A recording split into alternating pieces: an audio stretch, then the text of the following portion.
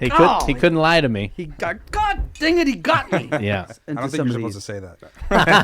Well, What's the statute of limitations on that? He's got this great mind. That's the rumor. That's the rumor. Mm-hmm. And yeah, it's interesting. Hypothetically. Hypothetically. It's hypothetically interesting. Yeah, hypothetically, it's very interesting. Some of the stories I've heard. And some of the people who go. Joe in the song, they didn't mention any children. Thanks, Carlos. Children. Ruined it for me. I was already like. This is a buzzkill here. We're going. Wait a minute. Wife, kids, crap. Hold on. Mortgage? Did you say anything about a mortgage? Yeah. Joe sure knows how to pay his mortgage. That was not in the song. That wasn't part of the song.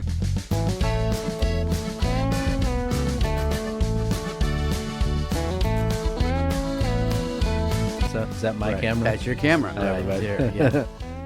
But I'll be just doing this. Ignore it. It's like you're not even there. Yeah. Right. Gotcha. So we're ready to go. Have we been recording for a while? We've been recording, Okay. but we haven't officially started. But we can start. Right. But we were hoping to avoid that kind of staleness. But I guess at some point, do I need? Do you want me to at least do like this very mini intro? Well, we can start off with a drink if you want. You want to start with it? You want to get a cigar? You do cigars? I like cigars, but I have to be drinking alcohol while I do it. Well, I don't know if you want to do. We have I would submit a limited, albeit great selection of spirits there in front of you. You've got mezcal and a couple of different types of tequila. And then there's also, if you were, New Year, New You, what do they call it? January? Dry January? Dry January. You could also do a shot of olive oil, which has a lot of health benefits. It probably doesn't go very well with a cigar. Yeah. But might need to have a bathroom break after doing a cigar and an olive oil shot. Yeah, well, we can hit pause and give you... Or just take the camera and mic in there. We'll follow you. Yeah, that's fine. We'll track you down. All right. But it's your call, man. Whatever. Well, I'm not going to do it by myself. I know you don't partake these days, do you? Or are you re-partaking? Very lightly. Okay. But I will have a medicinal shot of mezcal that I will sip in the spirit of brotherhood and fellowship. I'll do the same. I'll sip with you. All right, that's good. All right. Are you just chewing cigars, or are you smoking indoors in here like it's the olden days? Back in the 1900s. Yeah, I'm thinking we should probably just chew on them. I agree. Look, yeah. they're right there. Yeah. You can chew. No, I'm good. I'm good. Your cigar. All right, here we go. I really like this one. Cool. Senor? Thanks, pal. Yeah, you got it, man. Thanks for agreeing to join us. It's funny. So Keith, the soothsaying sage that he is, I was like, "Hey, man, what are you doing? Can you come on the podcast today?" And his first response was, "Who canceled?" And I was like, he couldn't lie to me. God dang it, he got me. Yeah. But we'll settle for Keith Franklin. I'm used to it. That's fine. I'm a plan B. That's okay. Yeah. You're a hell of a plan B, man. You're Thanks, a hell of a pal. sport. Thank you for agreeing to jump on. You bet. Just Johnny on the spot. It's our inaugural 2025 episode. How about that? Happy New Year. Happy New Year. Here's to Happy New Year. To your health. Cheers. Cheers. And to a great practice and the clients that we serve. All right. Happy New Year. Salud.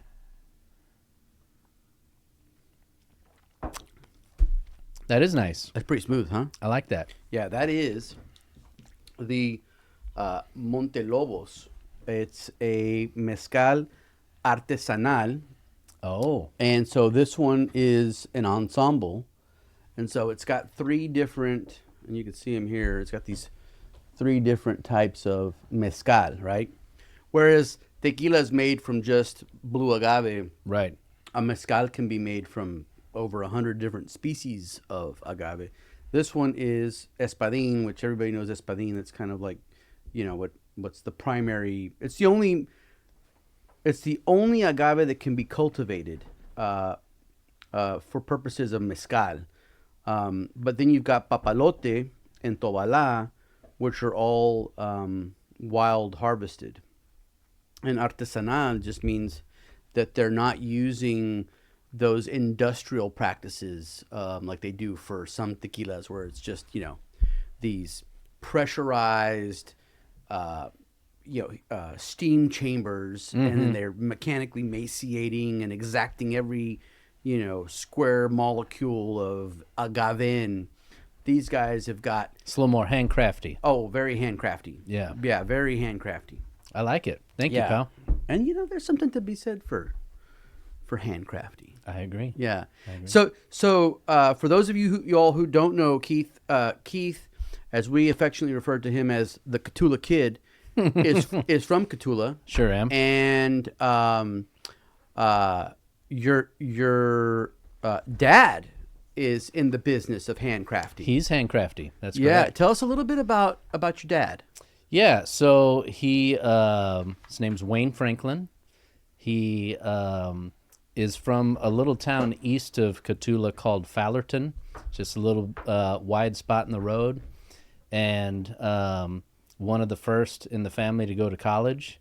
And he made the brave decision in the 70s to come home and tell his hardworking agricultural laborer father that he was going to change his major to art. He was going to Southwest Texas, which is now Texas State University in San Marcos. Yep. And he's been doing that ever since. So he graduated, got his teaching certificate, was the art teacher at Cotulla High School for 35 years. I think 35. And what he did on the side, which was kind of his passion that he developed in school, was jewelry making, fine metals, fabricating into practical art pieces. They call it gear. That's like what he makes are belt buckles, pistol grips, conchos, stuff like that. Also does, like ladies' bracelets, necklace pendants, more traditional jewelry pieces as well. But it's in that category, like artisanal spurs or artisanal like bits and tack for horses. Right. That's sort of the category of art that he does. I remember seeing a belt buckle that you were wearing. Wearing one right now. Yeah? Yeah. Can we? You want a close up? Yeah. All right. Yeah. Which camera? This camera? This one right here. Get a zoomaroo on me. Can you zoomaroo it, or we get I think it's gonna be After Effects. Okay. dun, dun, dun, dun, dun. Yeah, and so do we do any? We're not on Facebook Live, right? We do editing. We do editing. We do lots of editing. Okay, good. Let's just tell me. Get a little bit down. Okay, I was trying not to go for the crotch shot. There we go. Okay. What, Tommy? What are you talking about? Yeah, no tummy there. That's a six pack. I'll let you. I got a lot of extra tummy these days. Well, you're just. It's holidays, yeah. I'll fix it later. This thing keeps falling on me. So yeah, I was marveling at the level of detail and craftsmanship. Yeah, and, thank you. Having grown up out in the brush myself, and every now and then spotting something that you can tell that someone put a lot of work into, and so you've got I guess what you went K through 12 in Cotulla. I did, yeah. Pre-K through 12, in fact. Okay. Yeah. So, like I said, Dad's originally from there. Mom's family is originally from LaSalle County as well. Predating whenever it was even Cotulla, family was living in LaSalle County. And then I was born here at the Old Mercy Hospital in the Heights. Yeah. And because it's the closest hospital to get born at when you're from Cotulla. Right. And been after that K through 12 in Cotulla till I was 18 and left for college.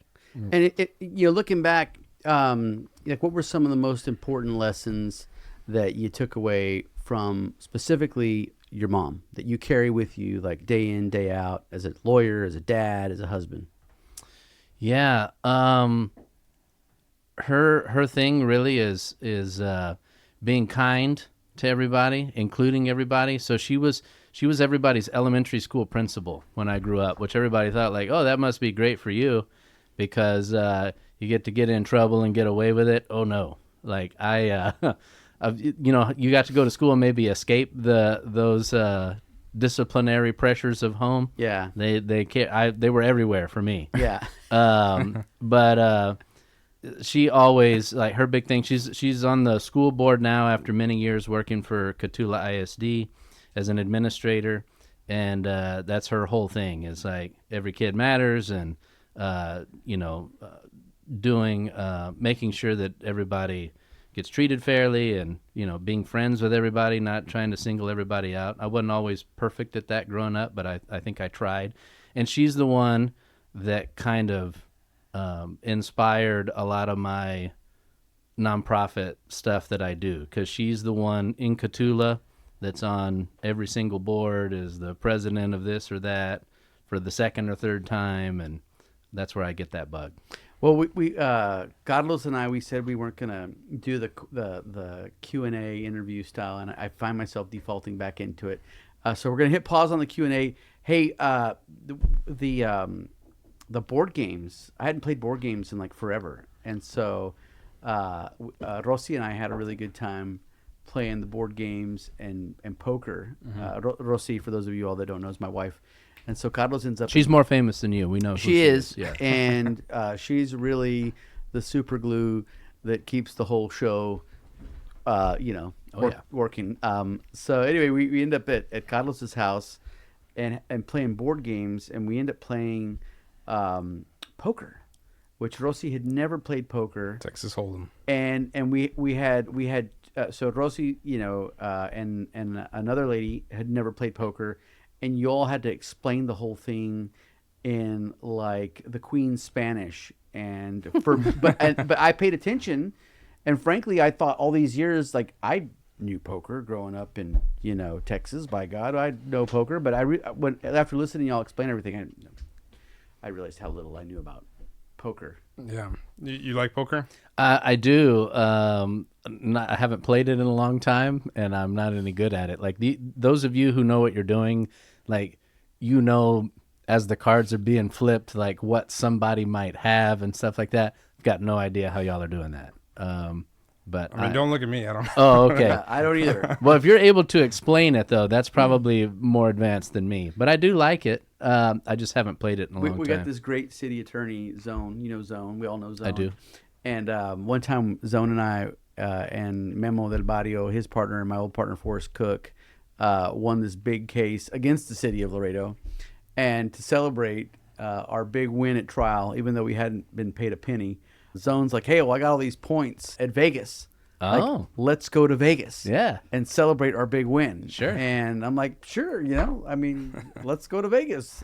So we end up at Vegas, and we stay at this total dump hotel. And Zone's like, let's go hit the tables. And I thought we were just gonna like eat and do some shows, you know what I mean? But no, Zone's like, no. Yeah, gamble. You're in Vegas. You're in Vegas. Yeah. And I said, so like, what do I do? And he's like, just do what I do. And man, he was counting cards. And there they put like 4 decks into I don't think some you're of supposed these. to say that. Well, what's the statute of limitations on that? He's got this great mind where he's just he was just like don't talk to him because he's like a savant. It's like Rain Man. Yeah. I was hanging with Rain Man, and we had a really good time. And I didn't win any money, but we weren't there to win any money. No, and when we played, we weren't there to. I mean, you had some chips. No, we had chips, but they didn't have any value. Yeah. Except, your ego maybe. Yes, but. yeah, which I didn't do very well. Now my wife did very well. She cleaned up pretty good. And interestingly, in Laredo, there's some like big behind the scenes poker rooms. Oh, I've heard. I don't know if we're supposed to talk about what we know about it. But I've heard. Yeah, I think, the code requires us to not divulge any names. Correct. But there's definitely... Or places.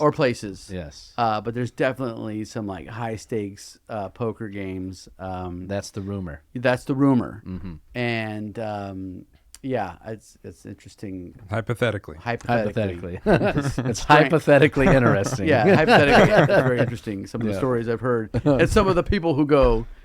But the strange little world that we live in here in in Laredo. On the border. On the border. He said it. He said the title of the podcast. Yeah. And by the way, for those of you who are wondering, I'm not Keith Franklin. That does happen. I don't know if it happens to you.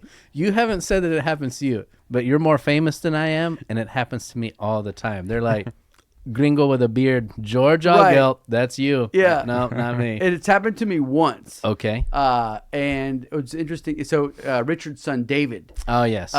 Richard invites us over to the house, and we're going to cook, and come in, say hello. And David sees me, and he's like, Keith. And I'm like, no, it's George. And he goes, no, Keith. Yeah. And then I stepped into the light, and then he realized that you're an imposter. And he was so disappointed. He was like, oh, yeah.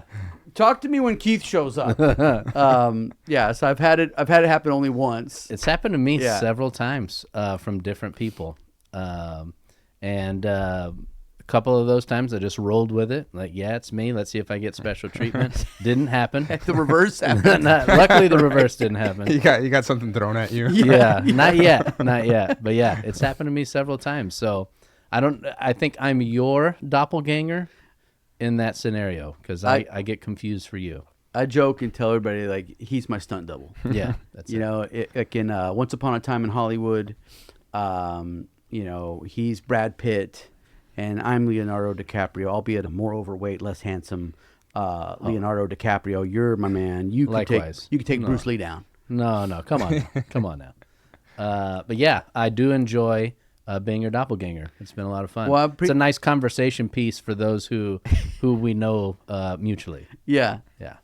So I told Carlos, I said, Judge Saldaña, she had a rain check, but Keith Franklin's showing up. And so Carlos says, okay, well, what are we going to talk to Keith about? And then I said, that guy's not interesting at all. No, he didn't say that.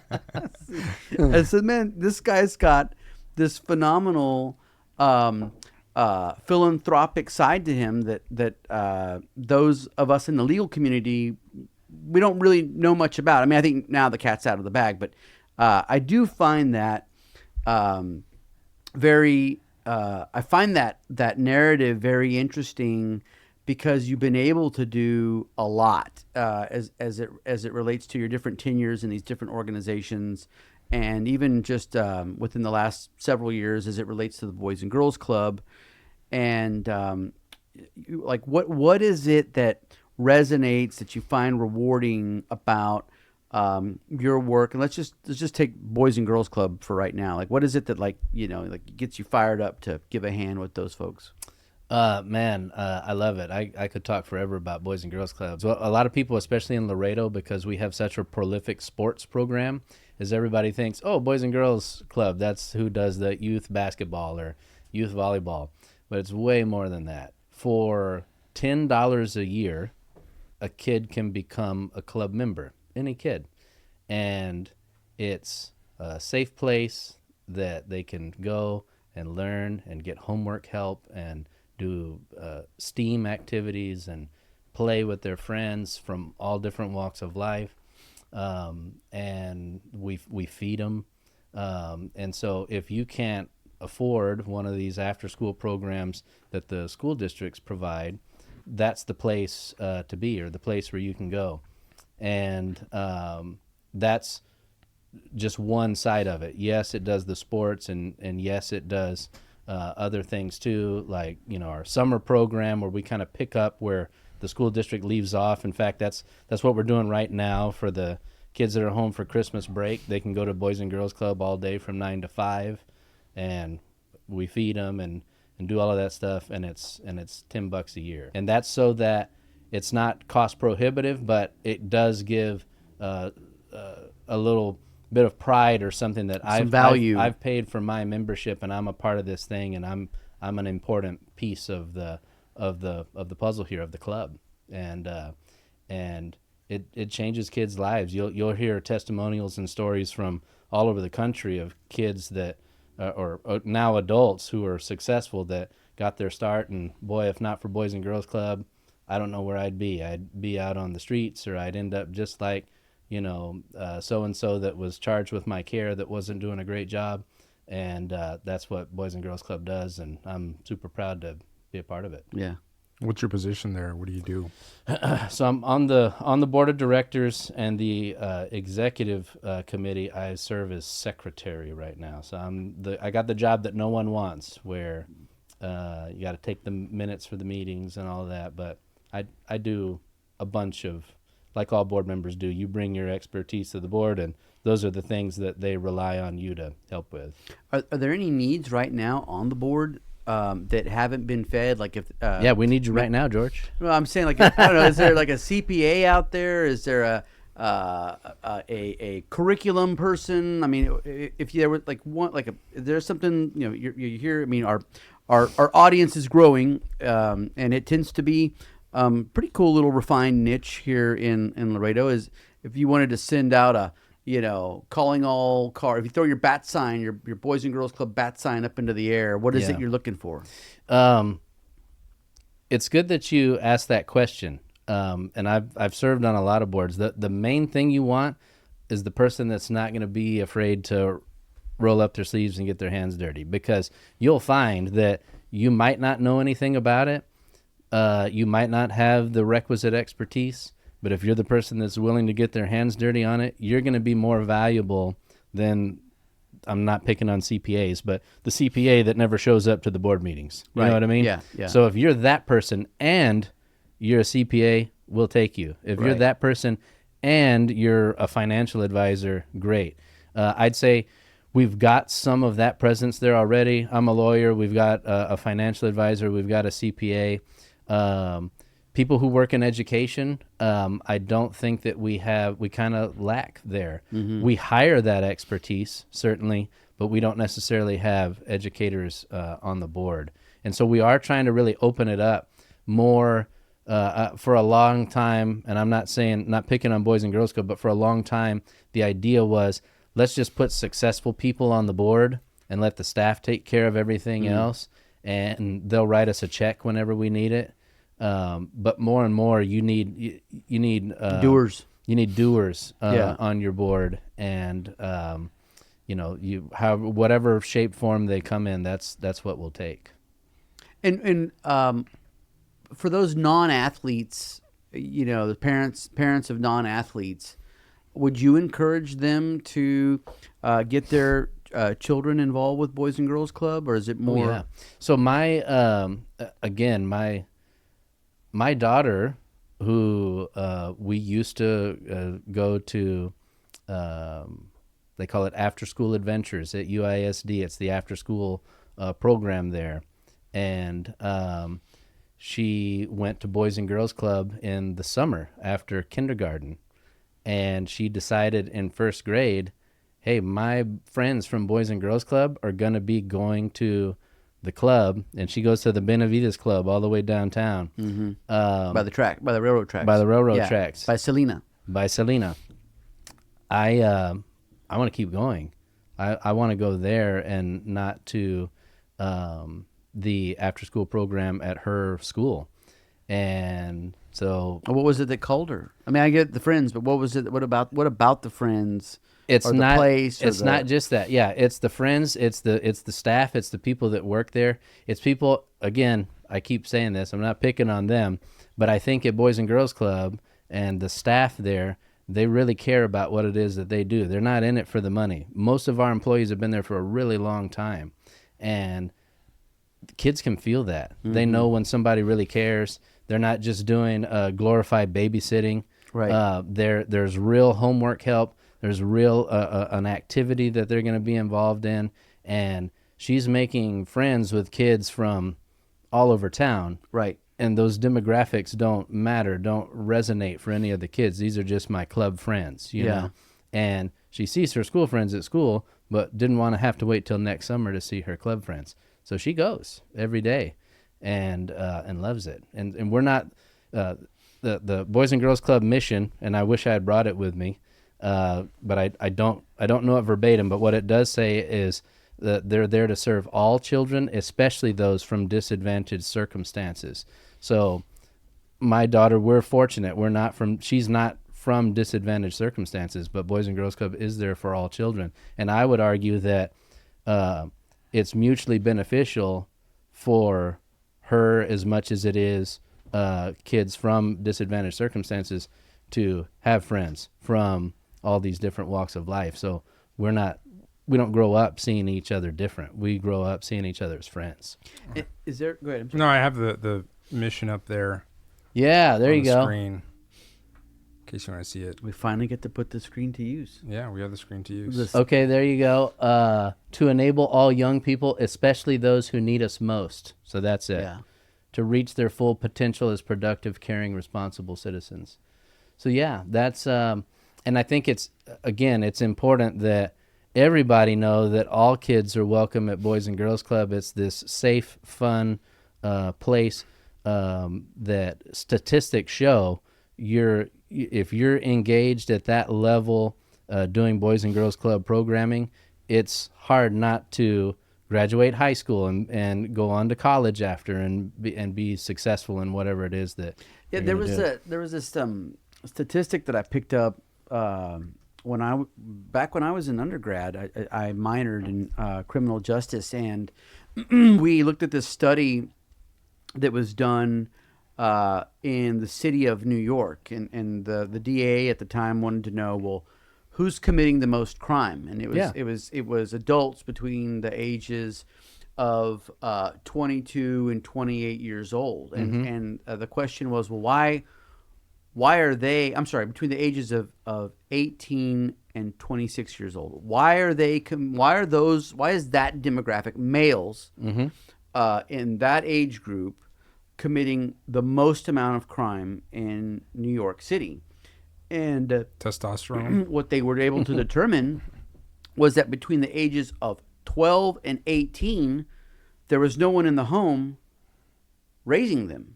Yep. They got out of school, and after school, they were either out on the streets, or latchkey kids. Right. Yeah. And so what they figured out was this. They called it like the safety triangle, right? If you could get your kids from home to school to an after-school program, and then back home again, if you just kept them in between those ditches, you're statistically, these children were much less probable to experiment with drugs, commit crime, and get themselves into trouble. And so they really doubled down on these after-school programs as a city. Now, again, the city of New York controls its public school system, something that, frankly, the city of Laredo thankfully doesn't, because I can't imagine multiple trains all crashing at the same time. But thank God we have after-school programs to fill in those time gaps. Yeah, both Boys and Girls Club and the school district programs, because that is that period of time, especially because school ends at 3 and parents are still working. What happens? Who's helping them with homework? Who's making sure they've got something to eat? We feed kids dinner at Boys and Girls Club. Really? Yeah, every day in the after-school program. And so that way we make sure that they're going to have something to eat, because a lot of kids, after they eat lunch in the cafeteria at school, that's their last meal. That might be all they get until breakfast the next morning. So it's you're lucky. I am too, that we live here and we don't have a lot of the problems with crime. Right. But we do have a lot of problems with poverty. Yeah. We do have a lot of other problems, and this is scientifically proven, statistically shown, right, that if you can get kids into an after-school program, it's going to significantly increase their chances that the cycle that they're trapped in won't continue. Historically, the age group has been what? So Boys and Girls Club of America will do 6 to K through 12. Right. And in fact, Boys and Girls Club of America is moving a lot more toward providing teen services and is kind of encouraging clubs to go that direction. In Laredo, we still just do 6 to 12. So yes, you're right. The kids are all together. During the after-school program, there are less kids, and so they don't divide them up that way. But like in the summer program where we've got a bunch of them, they divide boys and girls into two groups: older kids, younger kids, boys and girls, and they move around from like the game room to the gym to the library and rotate that way. Who are the ones that are like overseeing them, like guiding them through all those things? Yeah, so each club, so we have three here in town. There's the Benavides Club, that's downtown, the main club, the original one. There's the Northwest Club that's off of Farias and Santa Maria. And then there's the Lamar Bruni Vergara Club that's in the south. Yeah. And each one has a unit director, and the unit director oversees all of the individual staff, and it's all controlled completely by Boys and Girls Club. Since I've been on the board, we're subject to safety assessments and audits and everything like that. Boys and Girls Club of America, and in order to have Boys and Girls Club on your name, we pay dues to be a part of that, and we subject ourselves to their rules and regulations. And part of that is just like the school district has, where it's there has to be a staff person per so many kids. I don't know what that number is. I think it's even less than Texas requires for public schools for kids that age.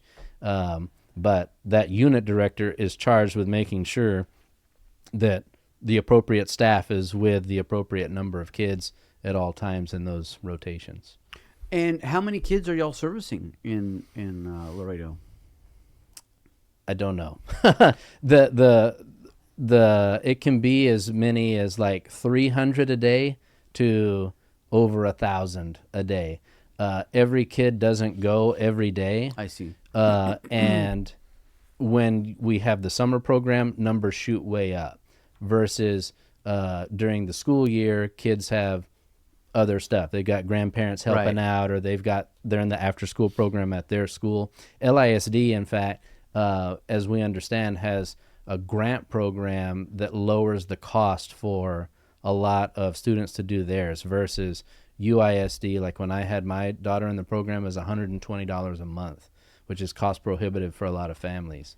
So, like I say, it can be, anywhere for an average of 100 kids at each club per day, like after school program, to over 1,000 whenever we're really packed with kids during the summer. Gotcha. Yeah. But I do know, because we had this study done recently, we're only serving, and this is not, it didn't look at the after school programs for UISD and LISD, but Boys and Girls Club is only serving, it's less than 10% of the kids in Laredo. So the message that we try to take everywhere with us is we're here, try us out. We're not at one time we were geographically located where the demographics were more suitable for young families, that had younger kids.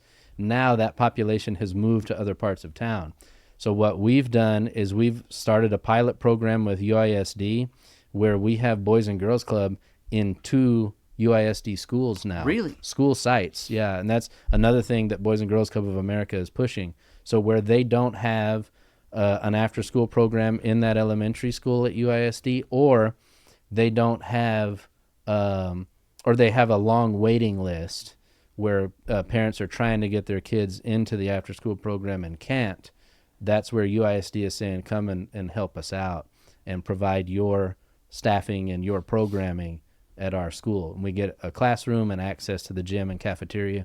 So it's just like regular Boys and Girls Club. We're just not at one of our 3 brick and mortar locations. Because that was always a concern when I was on council, was that, my colleagues, they always wanted to open a new rec center, right? And you'll spend millions and millions, acquiring the land, procuring, constructing these really expensive buildings, but that's a drop in the bucket compared to the lifetime of maintenance and operations. Oh yeah, you've got to staff them, and you've got to keep up with them, and so here we have these buildings and all of these positions, and we do to this day. The city of Laredo has all these rec centers, and some of them are phenomenal facilities, but they're staffing them 8 to 5, right?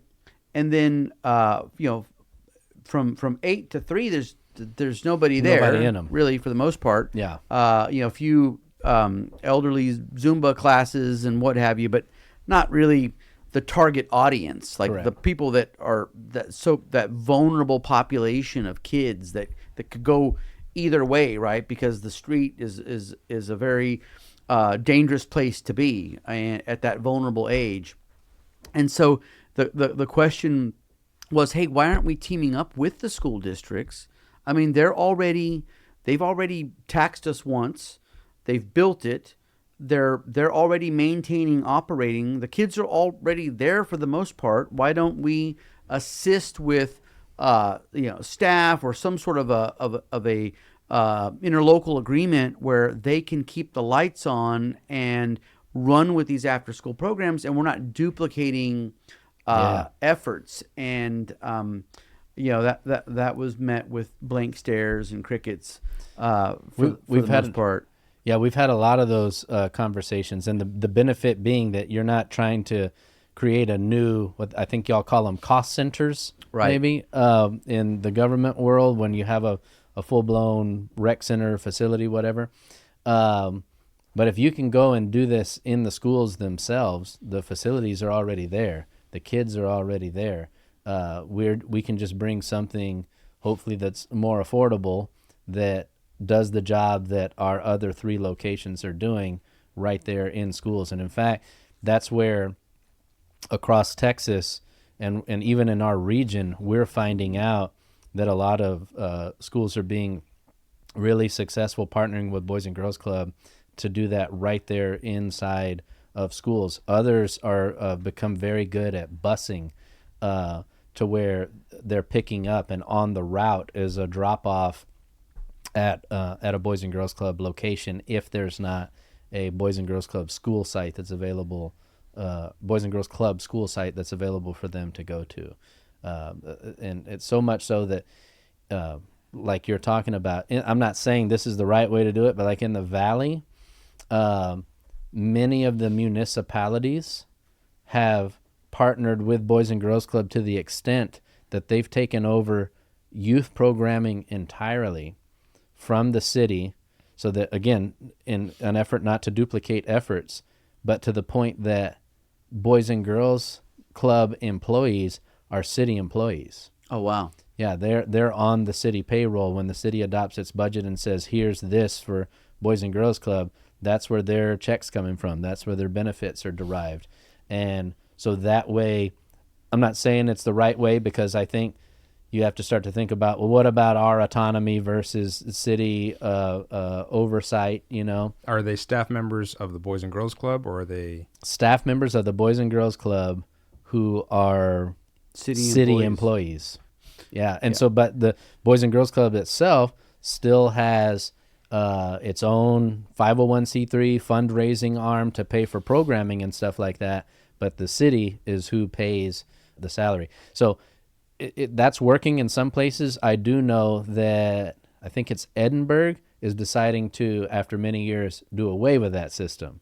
So I don't know enough to comment on the pros or cons of it. I'm just saying there are a lot of structures out there with the exactly what you're talking about. The design in mind is that these are all our kids. I think there's a tendency to think sometimes that the school district says, well, our kids, the Boys and Girls Club says, well, our kids, or the city says our kids, or the county says our kids. We're talking about the same kids. And if we all have the same best interests in mind for them, who's best suited to do these things? Because if it's not us, then great, y'all do it. And we're so interconnected. It's like, I mean, I know even just city versus county. There is no versus. It's the same tax base is funding multiple jurisdictions, and having a healthy, educated, well-adjusted body of youth that will transition into higher education and beyond, that hopefully will stick around in Laredo to open businesses, create jobs, etc.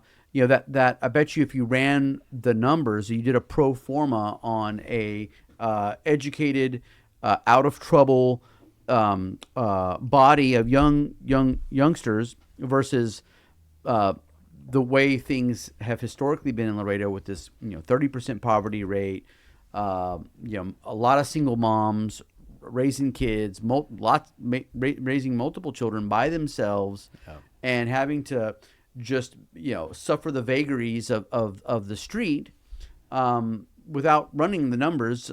Clearly, the tax base as a whole benefits from all ships rising with the high tide. Now, and again, I have a very strong anti-city bias, having worked there approximately 6 long years and just kind of witnessing one city elected official after another, tracking in, dog shit all over the living room carpet. But I would not put any of this into the city's care, custody, or control. Partnering with school districts, albeit not as bad, but still problematic. That seems like a much better path. But Lord knows our local school districts have had their fair share of problems too. Oh, sure. But I think that is something that we're just not doing right now. There is no retreat or powwow right now to talk about after school between, at least that we're invited to, between Boys and Girls Club, both school districts, and the city, all of whom are providing after-school services. And so on some level, like you're talking about, there's likely to be waste. There's likely to be inefficiencies. There's likely to be a lot of those things just because I don't think we're talking yet. We're starting to get there. For a long time, Boys and Girls Club was on kind of an island by itself. And a lot of people didn't know a lot about it. We're not doing that anymore. We're inviting people. We're trying to grow and expand. We're going into schools now. We're trying to partner with the school district. We're making broader appeals to the city. The Northwest Club, for example, is a city building that we were in one of those long-term $1 leases with, that said in there, unfortunately, all repairs, even major structural improvements, are the responsibility of tenant. Oh my gosh. So we're in this game of chicken for years and years, which is, well, if we fix it up, are they going to kick us right out and put somebody else in there? Yeah. And thanks to partnerships that we made with Alisa Cigarroa, Ruben Gutierrez, the city manager, we took them on tours of the building and showed them, these are our kids. These are our facilities. You own it, and we rent it. And they got to a really deplorable state, and it was a bad product that we were giving to these dues-paying members of Boys and Girls Club. And we're proud to say now that through a partnership with the city, they forked over a good chunk of change to the tune of $250,000 to completely renovate the place. We've got new HVAC, new bathrooms, new paint jobs. Women's City Club gave us new basketball equipment for the court in there. We've got new basketball floors in there, and it's as nice as the other two clubs now. And so that's what it takes, is I think instead of just sort of staying on your island, we're going to do this for our kids, is realizing these are all of our kids who we share, and there's probably a smart way for us to attack this singular problem that we've all got, which is trying to make the best for youth in the city. Cool. Well, how was your New Year? Good. Can I have another shot of mezcal? Sure can. We could do, I don't know if you want to shift gears to something else? Or I kind of liked that. Right, wasn't it good? Is it your more expensive one? Is that why you're trying to shift me to something else? No. The more expensive bottle is the tallest one in the room. Oh, okay. But that's a tequila and not a mezcal. And I got you. It's good. This one's really nice and smooth. I like it. Yeah. New Year's was good, but as you know, with young kids, it's just busy. And my family's from Cotulla, which is fairly close, but my wife's family is from Northeast Texas, and we met in the middle for kind of a post-Christmas with them at my wife's sister's house in the Woodlands, and we kind of did a Christmas with them. But So New Year's was the first time that I kind of just sat down and relaxed after Santa Claus stole all my money and we got done traveling everywhere. And just tried to catch my breath, didn't do anything fun or exciting. Do you have any New Year's resolutions? New Year's resolutions, not that I've thought about. I just anything you want to do or give up. It's kind of like Lent, you know what I mean? Like to not have any New Year's resolutions. Yes, yeah. From this moment forward. Not in particular. It's all the normal stuff. I'm gonna do better. I'm gonna watch what I eat. I'm gonna exercise. I haven't started yet, George. Yeah. What is it? It's Monday, right? It's Monday. Those Thursday and Friday after New Year's last week didn't count. So I didn't do it today, but I'm gonna get there, I'm sure. What about you? You were talking about your trip to Patagonia. Tell me all about phenomenal. I saw. I don't know if the camera will get this, but cheers, my friend. Cheers. Salud. So I saw this. I don't know if the camera will catch that. Oh. But will it? So this dude's got his shirt busted at the seams. He's like, ya nada más la rosca y me voy al gym. First he's done eating the rosca. Yeah, first it's like Thanksgiving, and then Christmas rolls around. I know. And well, it's New Year's Eve, and then it's like la rosca. Like, dude, can we stop already? Can we just like? But then the one who cuts into the Jesus has to throw a party. Has to throw a party. And you gotta go again. You're done. You're toast. Then we get into July 4th territory, and it's trouble. Yeah, it's trouble. So yeah, my wife planned out this phenomenal trip to Patagonia, and Patagonia's always been this place I wanted to go to, and when I was growing up, I remember my mom had this windbreaker. It said Patagonia on it, and I was like, "What's Patagonia?" And I remember looking it up and thinking, "Oh, that's kind of cool." And she had this windbreaker that she bought in 1973, which by the way, I still have. The elastic still works. Like, it's still like a functioning piece of outdoor equipment, right? And then in law school, my old law partner, Forrest Cook, he's like, "You got to read this book.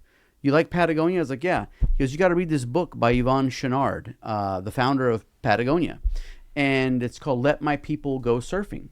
And it was all about how Yvon Chouinard, had started a business, rock climbing business back then in the 70s and late 60s. Like, it was a big thing in California. You go to Yosemite and you climb up the face of El Capitan, right? Like rent the equipment and stuff business? Well, no one was making the equipment. So he was literally in a forge in his backyard. He was making these things by hand. Well, that only had a market for a certain period of time. And so then he started going into clothing, right? Mm-hmm.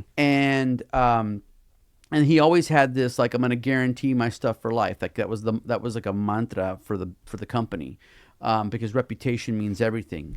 And so Yvon started building out this business model that was employee and equipment quality centric.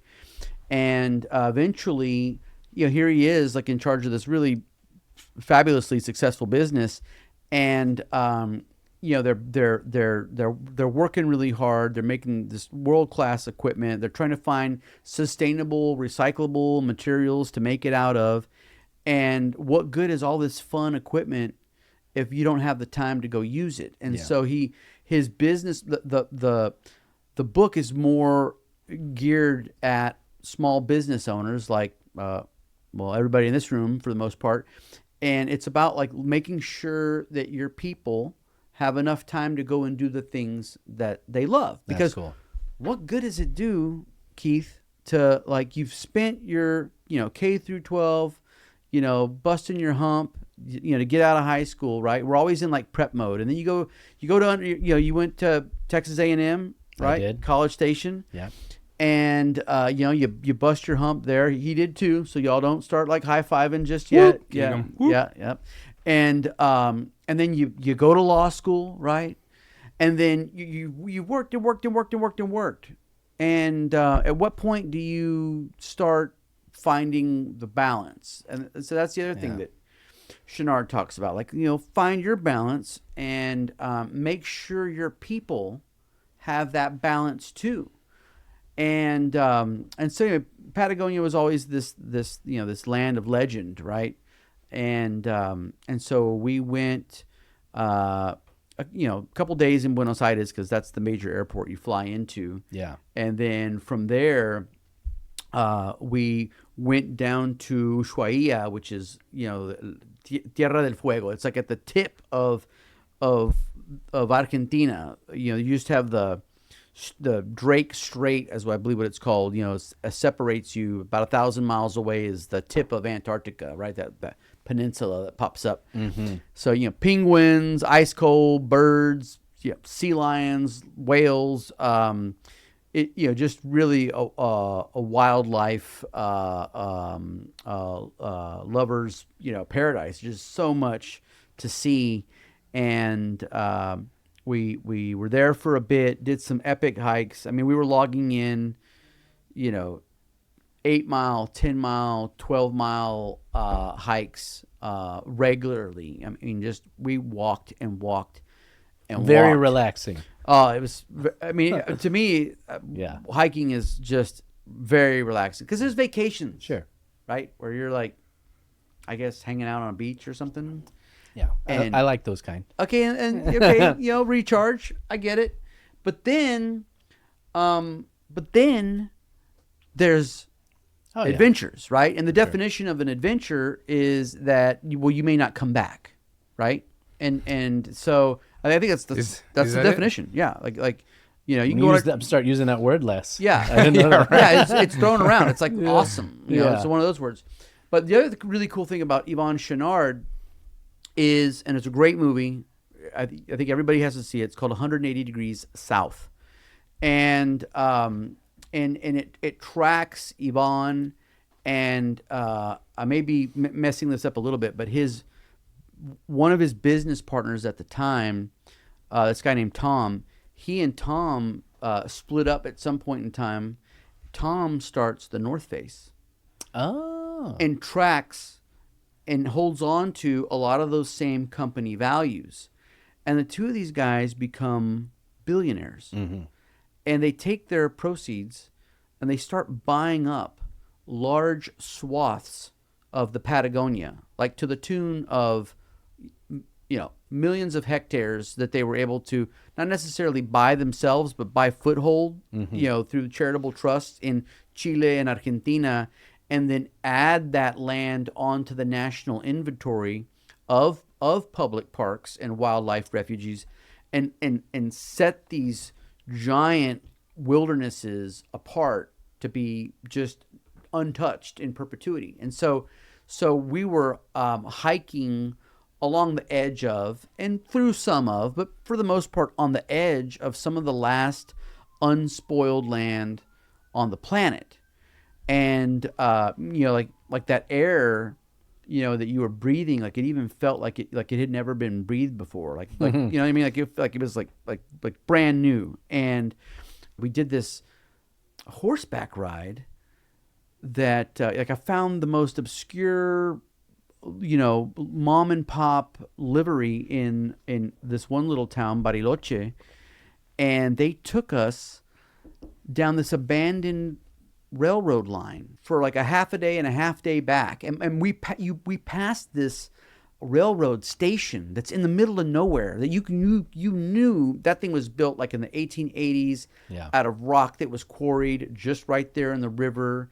And it had that level of craftsmanship, right? Mm-hmm. that you don't find these days. And we parked the horses for a bit. I fly my drone up in the air because I wanted to photograph this train station, right?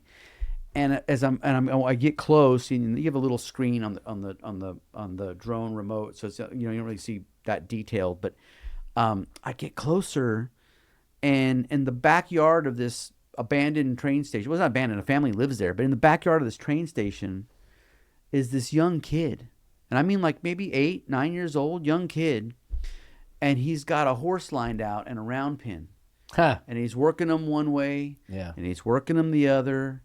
And the gaucho that you're scaring the horse with your drone. I'm way up there. I'm not that close. I'm not that close. But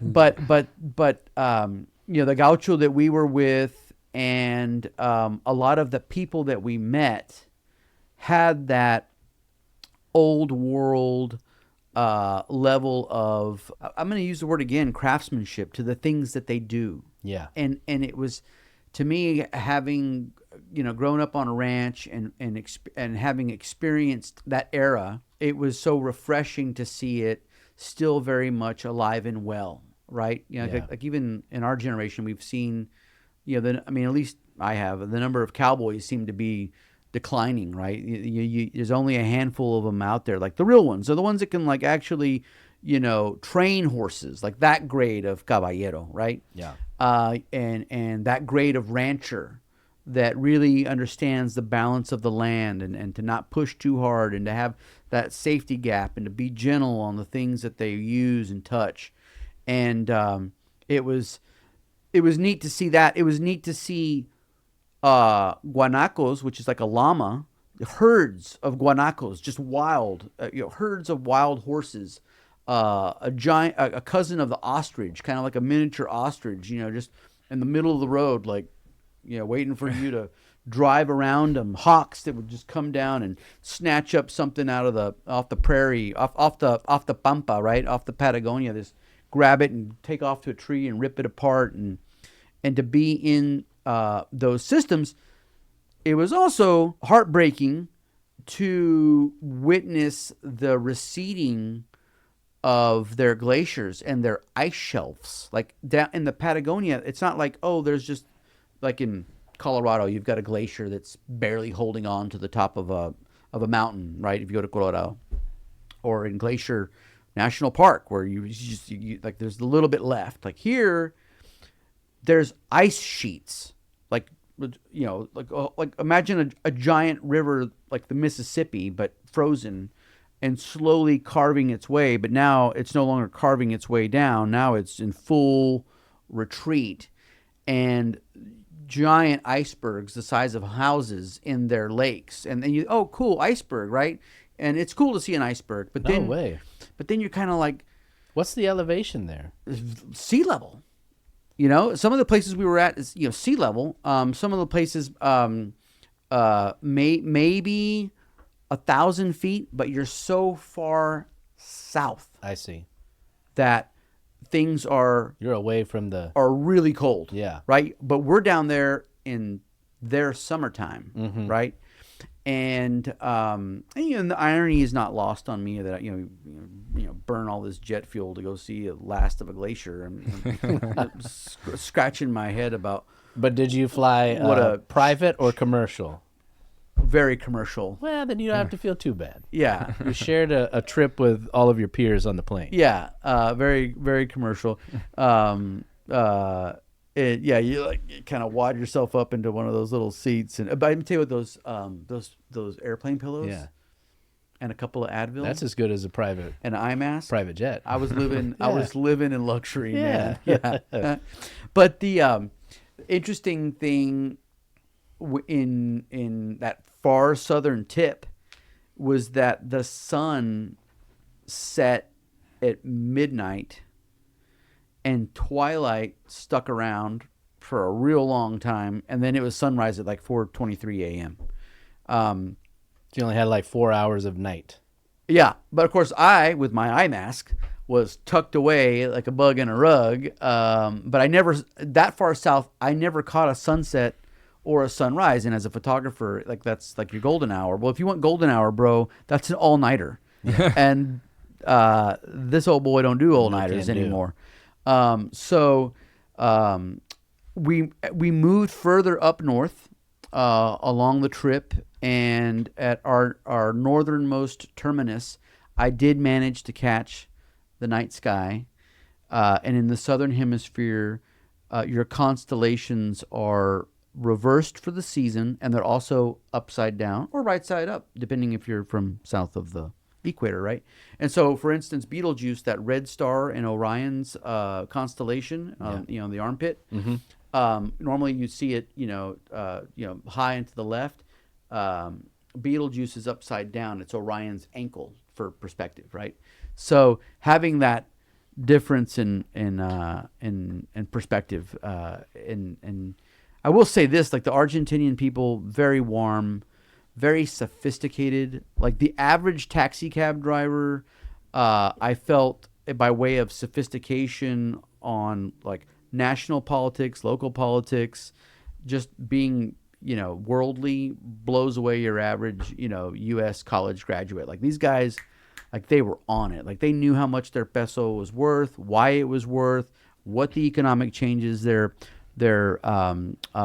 president was doing. They disagreed with him. They agreed with him. They didn't like him, but they like his policies. It was like it's just phenomenal. The level of food and the dancing. We caught a tango dance. Of course, you have to, the obligatory dinner and watching the craft of tango dancing.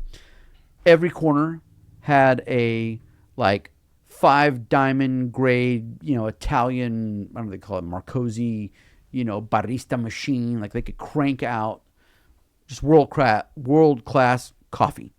The food, the people, it was great. I mean, I highly recommend. Their cafes and media lunas, right? Yeah, you've been to Argentina. Yeah. How was your Argentina experience? It was good. I traveled mostly on a budget, and that's the way to do it. Right. Yeah. And I had a friend that lives down there, a very good friend of mine, and so I got a plane down there, and I went down there. But of course, the economy back then, the supermarkets were kind of sparse. It was hard to find things in there, and the pricing, the inflation was just out of control. So it's not something that we really see here, but it was surprising to see. For example, you could tell on the bag of chips, it had a specific number, and it had about 5 tags on top of it. Anytime, price changes, they just stuck another one on there. When was that? When were you there? I was there in maybe 2018, 17. I think so. That doesn't feel like that long ago, but I guess that is a while ago now. Well, they have Javier Milei. I don't know what you think about him, if you've heard about him or not. But no. I'm not sophisticated enough to talk Argentinian politics. I mean, he was just a pretty popular. He was a firebrand, and he would go out and he had a chainsaw. There's like a bunch of videos of him, basically him saying that he was going to take a chainsaw to the government and cut it. Where were you in Argentina when you? I was in Buenos Aires the whole time. I went around the city a little bit, but basically stayed there. That's cool. Yeah, I have. I've never. I guess the furthest south I've been is Mexico City. I've never been to South America before. Have you traveled anywhere else? No. Up until I guess 2018, the extent of my international travel was Nuevo Laredo. Whenever I was a little kid, and really little because I mean, I didn't. We didn't go there to the doctor or dentist or anything like a lot of other people from Cotula did. And by the time I got old enough to go socialize over there, like other contemporaries of mine from Cotula, violence was already bad enough that it wasn't a good idea to go. But that was the extent of it. Whenever I was really little, and then went to Mexico City for a friend's wedding, and then to that was a good wedding. Well, that was the second time I went to Mexico City for a wedding. That was probably a good wedding too. They were both pretty good. Really enjoyed Mexico City both times, and the only other place I've been to out of the country is Halifax, Nova Scotia, in Canada. So I have only been in North America in my life. That's pretty good. I mean, never been to Europe, never been to South America. Do you plan to go somewhere else? Yeah, one of these days. Yeah. What's on your bucket list? My bucket list. Oh man, everywhere. I don't know that I have any like I have to go here versus somewhere else. Like I'm a big history buff, so a lot of Europe would be cool to see. My wife and I were supposed to do our honeymoon in Italy. But her car broke down, and we used the money that people gave us to go to Italy as a down payment on a new car, and we've never gone anywhere since. So that was supposed to be somewhere that we want to go. We'd really like to do Greece. There's probably an Italy somewhere in Texas, right? There is an Italy in Texas. You don't have to go very far. And there's an Athens, Texas as well. There you go. But I'm also, very interested. Like, I'd love to do Egypt and the Holy Land if things ever chill out over there again. And, Japan would be really cool to visit. I had a friend that just went there and said it was amazing. Yeah. I don't know that there's one, like, again, we've had an excuse to go these times that we have traveled internationally. And unlike this guy this is what I was going to say, the thing that I love about you and your friends love about you is how you do make time to have that balance in your life to do the fun stuff. And the rest of us don't think it's okay. Like, we don't know how you do it. We don't know how you just take off and go. You're a lawyer with a thriving legal practice, and it's like, how does he do it? You're an enigma. I've got some great colleagues that help me fill in for when I'm out. Yeah. And I've got phenomenal staff, just the best staff.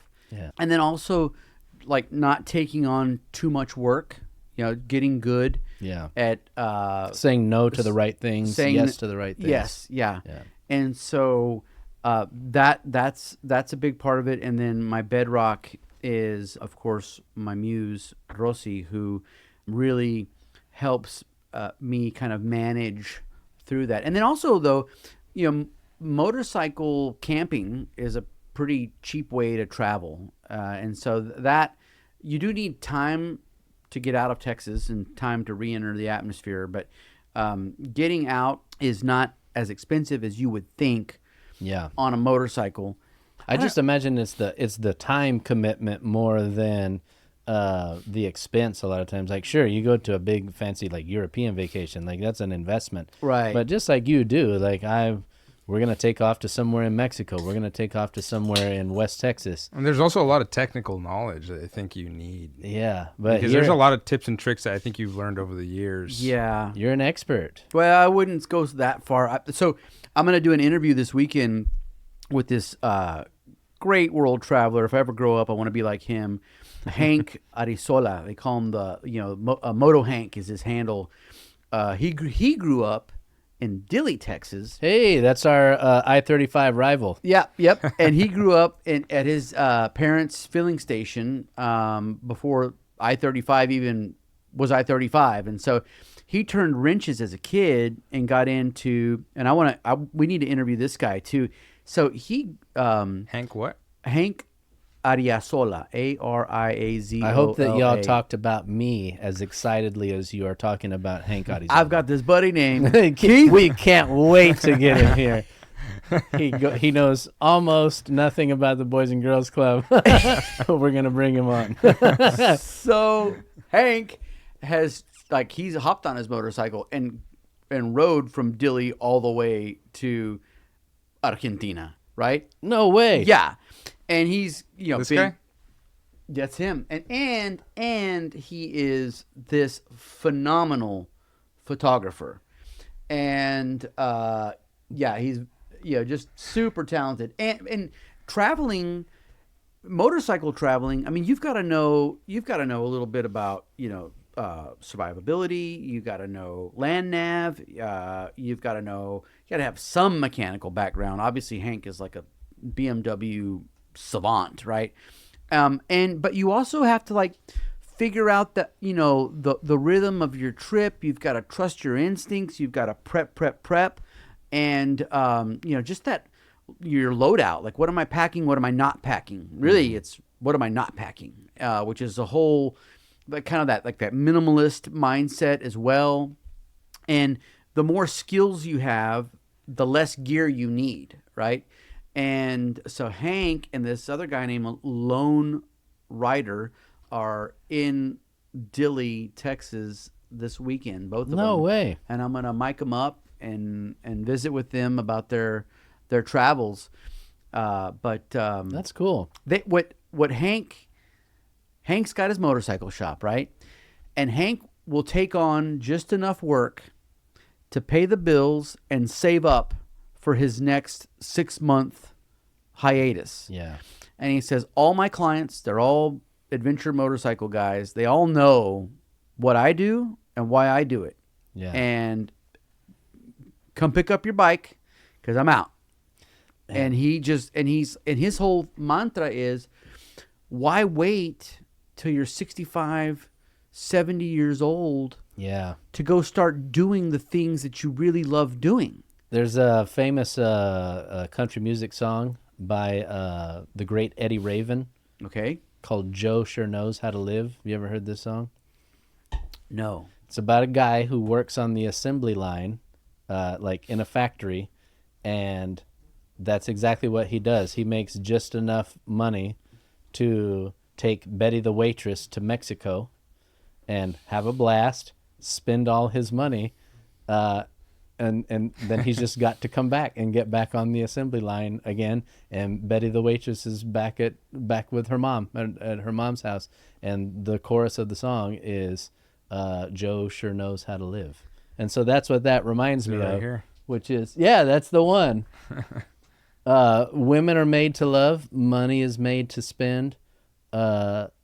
Life is something, buddy, you will never live again. But so you've got to admit it. Joe sure knows how to live. So that is what your friend reminds me of. Yeah. Which you have a lot in common with, my friend. I'm trying to. I wish that I had. That's my New Year's resolution now. There we go. Yeah. Amen to that, man. Amen. Yeah, get out there and live. Start living. Now, Live a little bit. my question is, does Hank have kids? And Well, if okay. so, All right. how does he do it? So Joe in the song, they didn't mention any children. Thanks, Where Carlos. did children fit? Ruined it for me. I was already like, This is a buzzkill here. we're going. You're like, we're going. Let's start this thing up right now. Wait a minute. Wife, kids, crap. Hold on. Mortgage? Did you say anything about a mortgage? Yeah. Joe sure knows how to pay his mortgage. That was not in the song. That wasn't part of the song. Yeah. No. It was Yeah. not. No. But that's a beautiful thing. And I mean, I'm sure he's very happy. I would suspect. I mean, I'm just getting to know him, and I know he has a fascinating story. You know, he grew up as a dyslexic, like I did, way before dyslexia was even being tested for, and so mainstream education didn't really fit him. But he has just this brilliant memory, and he's a tactile learner. So for him to go into mechanics was a very natural fit. And then you've seen, I guess, a little bit of his photography, but Yeah, it's right here.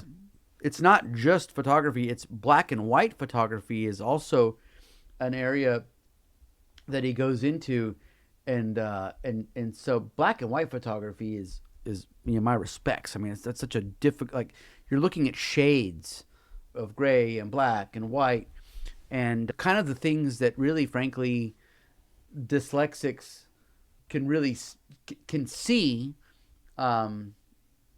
It's just That's a cool one right there. That's The a elephant. cool one. That is cool. Yeah, that is a cool one.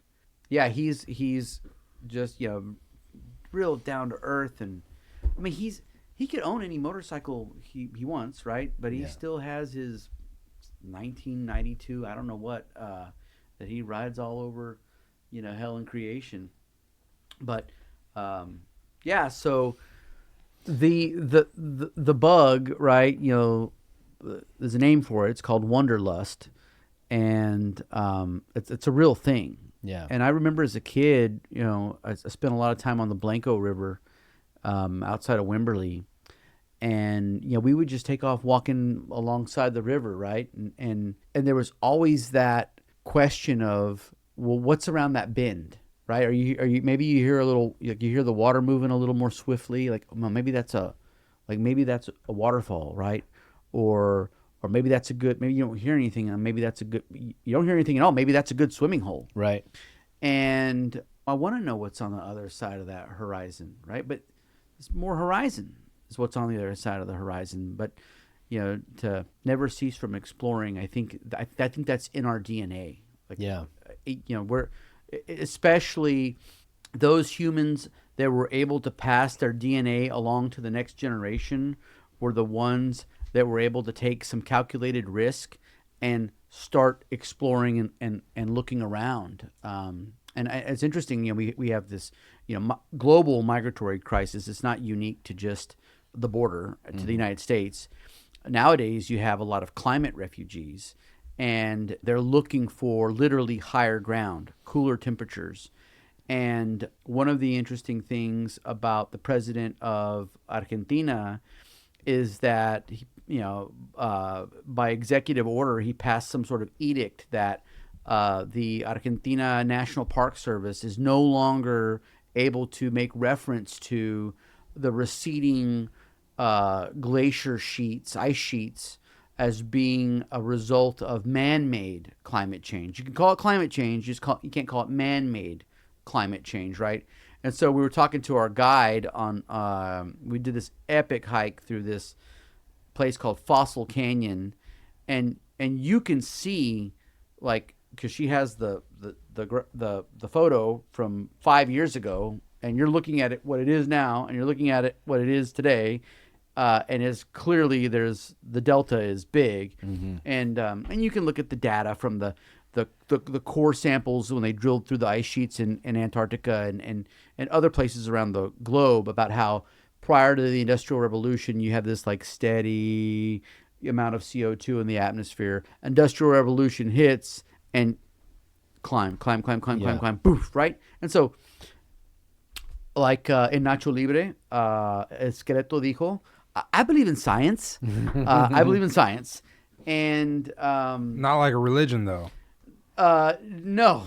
Just because you don't believe in science, you verify science. Yeah, it's right? universal truth, and you verify it, right? Yes, it's data driven versus like I believe. Right, it's not.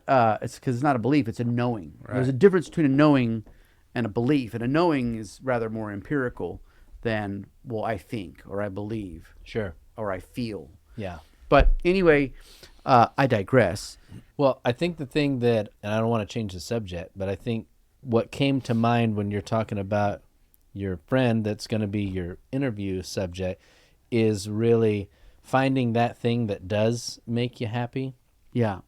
Because we've talked about this before, and like I told you, I did another interview before where we got into how people can get frustrated with job and career, and I don't have the career success that I always thought that I would have, or it's not happening fast enough for me, or something like that, and that can cause people to get really unhappy or dejected because they think that's the only place they can get it. Right. And that's probably got something to do with the way that we've educated. Or some childhood trauma or something like that. Somebody told them you'll never amount to anything, and they feel like it's coming true even though they are doing well. But there's not the only way. But you know what fills that empty space in the heart? Yeah. And I think you've done a great job of it, and if I ever grow up I want to be like you, is that public service. Like finding that, like, okay, I've got these gifts. They're not mine. Yeah. It's okay, I got them, but my job is to give them away. Yeah. right. Yeah. And I thought you were gonna say tamales. Those can be gifts. Those can be very gifts good too. ones. I do give away tamales for Christmas. Yeah. But I didn't this year because our tamale lady from San Ignacio, she didn't have her masa quite dialed in. But that's another story. There's not a pickier foodie out there than my friend right here. I'm a little high maintenance like that. Yeah. But that's exactly... I'm working on it, though. I'm working on it. That's exactly what I was going to say. So for me, for you, it's traveling and doing that thing. For me, yes, it is. I find that I do work that I enjoy, but it's not where I derive my happiness from. The real happiness... apart from happiness that I get from family, wife, and 2 young daughters that I have, it really comes from doing the service work that I never knew. I just kind of stumbled into it by accident, really, after my best friend from college passed away in an accident in 2014, and we were all hanging out after his funeral, and he had, was very popular in his hometown, and went to A&M, went off to vet school in the Caribbean, because he didn't get accepted to A&M vet school, and his world like really opened up after that and met people from all over the place. And all of these people descended upon his hometown for this week of his funeral. And we were just like, man, wouldn't it be amazing if we had an excuse to keep getting together in his memory? And I was like, well, I'm a lawyer, and I had just been invited like maybe 3 or 4 months before that to be on the board of the Laredo Area Community Foundation. And I didn't know much, but I knew a little bit about nonprofits at that moment in time, just because I had had this little introduction to it. And that's where I said, well, I'll form a nonprofit for us, and it will give us that excuse to continue to gather in his memory and do this fun thing that we're doing right now out of this tragedy. And so then you kind of learn, oh, I do enjoy this. And once people find out you're the guy that knows how to do it, or you do enjoy that stuff, now you're the one who people look to when they say, hey, we need help with this or that. Would you join the board or help us with this project or help us form our own nonprofit? And what's the name of that nonprofit that you made? The Dr. Lance T. Fox Memorial Organization. And we do scholarships. And we created the first ever endowed scholarship at his alma mater vet school at Ross University School of Veterinary Medicine that we're continuing to grow and build, and it disperses every year. And then we do the fundraiser in Cotulla. We used to do one in his hometown of Kaufman, Texas as well. And we still do we do the bulk of our local scholarships in Cotulla, and then we still do some scholarships in his hometown in Kaufman as well. Well, it was Mohammed Gandhi, right, who said the secret to happiness is being part of something that's bigger than oneself, right? And I find that rings very true. The Laredo Center for Urban Agriculture hosted this symposium, and they brought down Chef Kirk is her name. And Chef Kirk's from Laredo, but she runs the Hotel Havana restaurant called Ocho. And she gave the keynote speech at this symposium, and what she said is, everybody has their love language, and for me, it's cooking. I like cooking for people, and when you're really good at it too. Thank you, and I enjoy it, and I really enjoy cooking for my wife and my girls, because there's something very satisfying about cooking, and then making sure, like, is it good? Did they enjoy it? Did you like it? And see, and that's the thing that people are afraid to admit, because I like cooking for my wife and kids as well. Yeah. And sometimes they don't like it. They don't. The kids often don't. But it's okay if the things that we're doing that are service acts, right, that we're doing them for a selfish motive. Yeah. You want to do this nice thing for them, but you also would like to have a little bit of gratification too. That's okay. You're right. It's a little bit of a Ayn Rand selfishness. That's it. See, yes. If we acknowledge it, and that's probably in my top 2 favorite books, Atlas Shrugged. But if we just acknowledge the fact that it's okay to do things that make you happy, right, and that it's not just I'm not just doing this nobly or completely selflessly. It's not human, Right. You're on some level, it's a selfish motive. Well, and the Buddhists take it like another level. They're like, hey, like karma and having good karma is acquired by doing all these selfless acts. Mm-hmm. But when you figure out karma and how the universe will multiply times 10 the good deeds that you do and the bad ones, and you get plugged into the whole good karma thing, and you're like, well, it's like putting into your 401k, right? Yeah, I want to have good karma. Yeah, I want to have some more good karma. Yeah. So I'm going to do this thing. Nice, selfless thing. This random act of kindness. Yeah. Because I know that in the end, I mean, it's obvious it's going to have direct, immediate benefit to the individual, and that's going to bring me a warm place in my heart. But I know that, there's a reward, and it may not, frankly, even be in this lifetime. And, but it's that warm place in the heart. That's right. what you want. Right. So it's not that it's not the compliment, yes, or the pat on the back. Great job, Keith. You gave my kid a scholarship. Right. It's not that. It's the warm place in the heart that you get whenever you see that I've done this nice thing for someone that's important to them. Yeah. Like that's the feeling that you're chasing. Right. It's not necessarily the gratification or anything. It's like when you give somebody for Christmas that exact thing that they asked for or wanted. Yeah. The gift that you get by them being so happy with the thing that you give them is 10 times and better. Some people prefer Right. giving the gifts than actually receiving them because of that feeling. I would say as you get older, at least in my experience, I mean, I don't Yeah, you don't care. want to. The only thing that I like about Christmas is I got you the thing that you want. Yeah. You know what I mean? Yeah. And it's because of the warm fuzzies that you get. It's okay to want the warm fuzzies. Right. The moral credit score. Yeah, and so the fact that you want it and the thing that you're doing is in search of that. That's okay. It's not just it's the gratification and the good job, George, the good job, Godless, but it's also that feels good that I just did that nice thing for this person who really appreciates it, or it's really going to make a difference for them. There was that guy, I think his name is Robert Maher, Maher. He was fabulously successful during the same time frame of Teddy Roosevelt. Uh-huh. And he was credited for starting the National Park Service with his own monies. And Teddy Roosevelt had used the National Antiquities Act to start preserving, Yellowstone and all these really amazing, wild places. And Mayer kept just putting money and fueled a whole new department. And when the Park Service turned 100 years old, they put these bronze plaques at all the different national parks. It happened to be in 2016 when I had hijacked my family to go across the country to go see all these, you do, to go see as many national parks as we possibly could. Right, that was my bucket list. And the plaque, I'll never forget what it says. There'll be no end to the good deeds that he's done.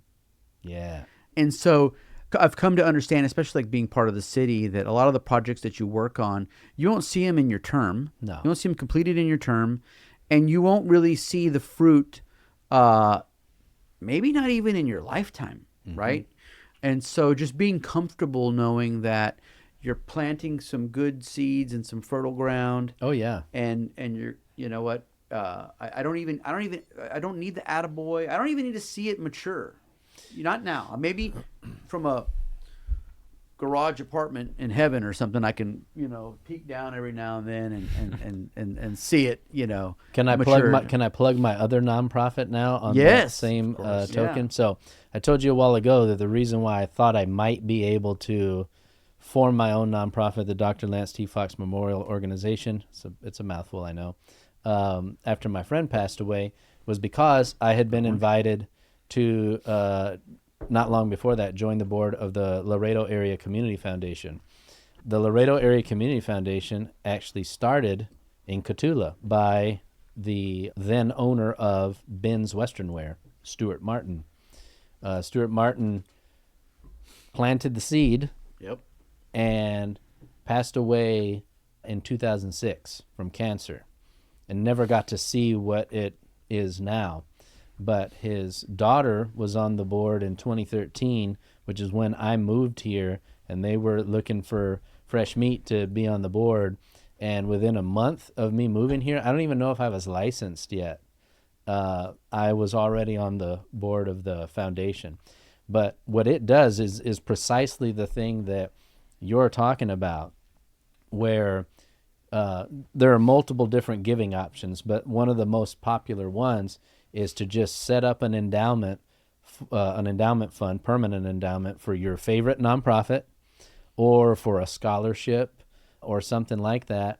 And you may never see it do the good that you thought that it might, but it's going to continue to give and give and give in perpetuity in memory of this thing that you created. And knowing that is satisfying in and of itself. You know what I mean? So and y'all also service other nonprofits, right? That come into money, Yep. and then they want to name an endowment after someone. Can you tell us a little bit about how that works? Yeah, of course. So the main two types of funds, without getting into the weeds too much here, are permanent endowments, which those things you put the money in at the foundation, it locks away the principal, and it pays out 4% per year in perpetuity, the value of the fund. Now, whatever is in excess of that 4% continues to add to and grow in that fund, okay? But it continues to pay out that 4%. The other kind is called a donor advised fund. For a donor advised fund, you put the money in, it doesn't have a fixed disbursement. It disperses any time or as many times as you need it to. Hey, the roof caved in on the nonprofit, we need a check for 10 grand or whatever the case may be. That's what a donor advised fund does, and it's able to go into the corpus of the fund. It doesn't lock those funds away. It doesn't only disperse from earnings. So when a nonprofit comes to us and says, hey, we just had a benefactor that gave us 100 grand or whatever, 10 grand, we'd like to put it at the Laredo Area Community Foundation for our benefit. So in those cases, the nonprofit is both the donor and the beneficiary of the funds. And they can do it. Often they do it as an endowed fund where they say, you know what, I want to lock this away and protect this money from future rogue boards or whatever that might just decide to go and spend all this on some fleeting kind of project. Right. And instead, it will sustain, hopefully, operations for that nonprofit for a long time based on that 4% disbursement. What's more popular, because it is hard for a nonprofit to decide with their own funds, I'm going to lock these away, and not have access to them. They'll set up what's called a donor advised fund. And that rubric or that funding schematic, was that something that Stuart Martin had left intact, or is that something that you helped engineer? Or? No. So Stuart Martin knew, this is pre-Eagleford, mind you. So this is early 2000s. The Eagleford kicks off like 2008, 9. Pre-Eagleford, he owns the Western Wear store in Cotulla. Ben's. And it's a famous place. It was in business for 71 years. And he got 2 pairs of boots there, and my granddaddy's hat was hanging there at the time. Yeah. You're a real South Texan now. Yeah. So the idea that he had was, I see this money that is here. There are people who have ranch land that have been in the family for a long time. Once a year, we've got a big influx of very wealthy hunters that come in here. They're doctors and lawyers from Houston and Dallas.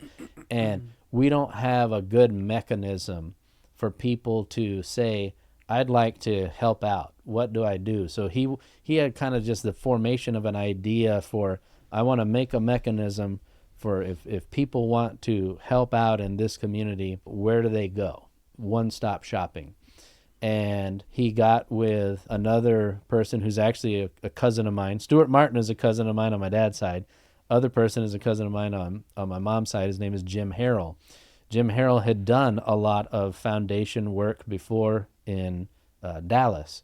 His family, my family, owned a ranch in LaSalle County. My side of the family sold out, and that's why I still work to this day. Jim's side of the family kept their ranch, and they, he was talking one day to Stuart. Stuart had this idea, and he said, well, I kind of know how to put together the thing that you're thinking of. And so they put together what was originally called I don't remember the order, but it's a long name, the South Texas and Brush Country Communities Foundation. Okay.